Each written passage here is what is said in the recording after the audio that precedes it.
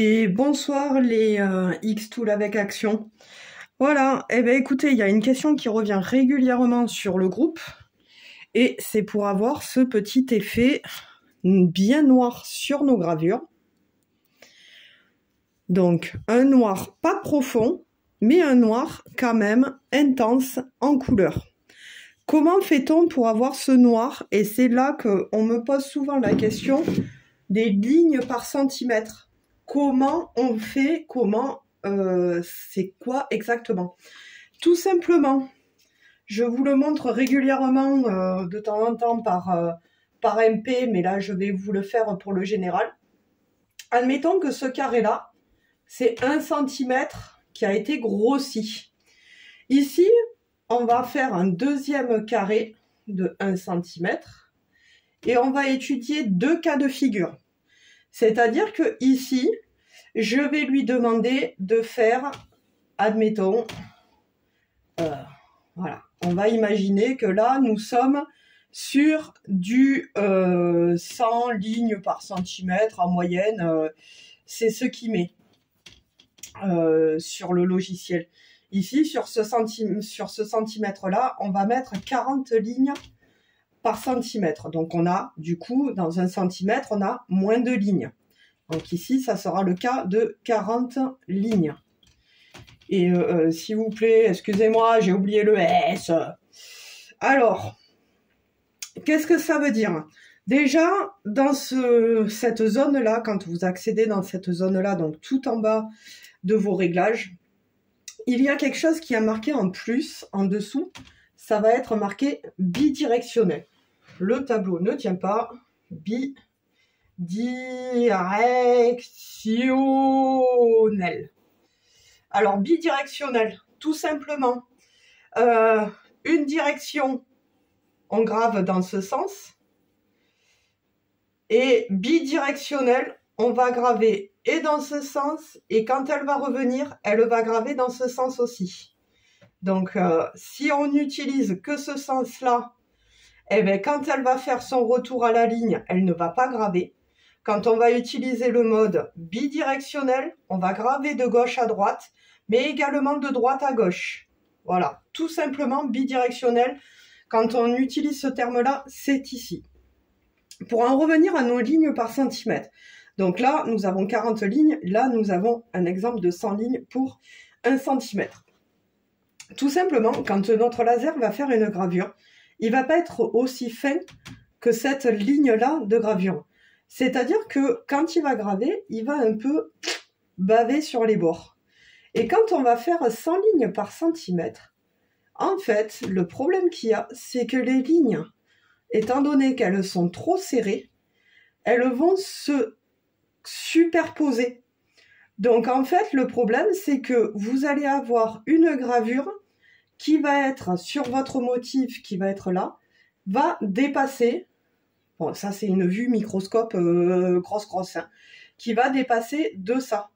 Donc le jeu, c'est de réduire le nombre de lignes par centimètre. Donc quand vous allez graver, vous allez voir qu'il va proposer que ça.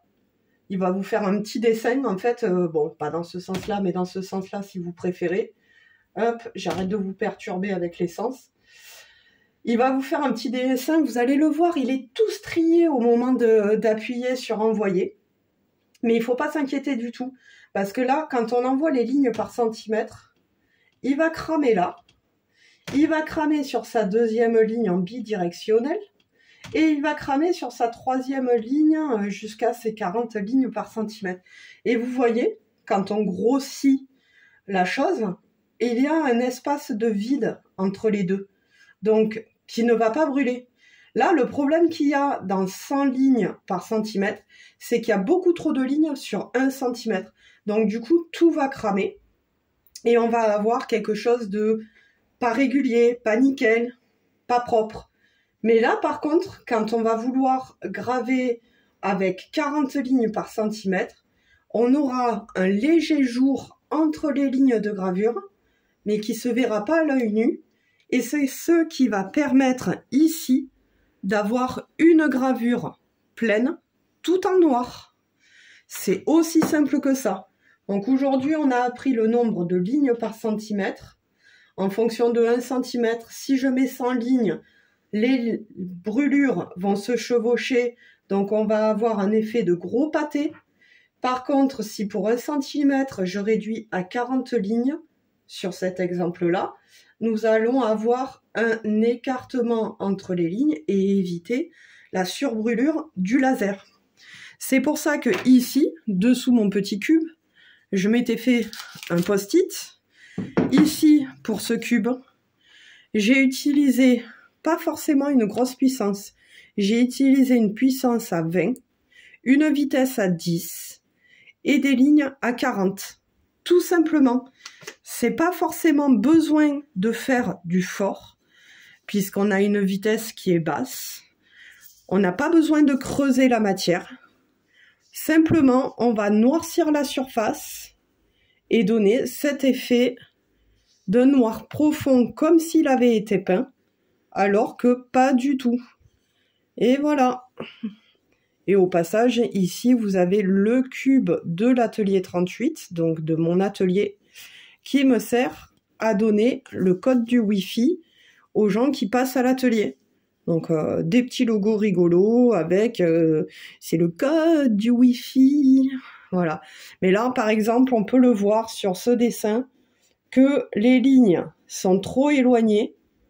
Quand les lignes sont juste comme ça, et on voit ces passages de lignes par centimètre.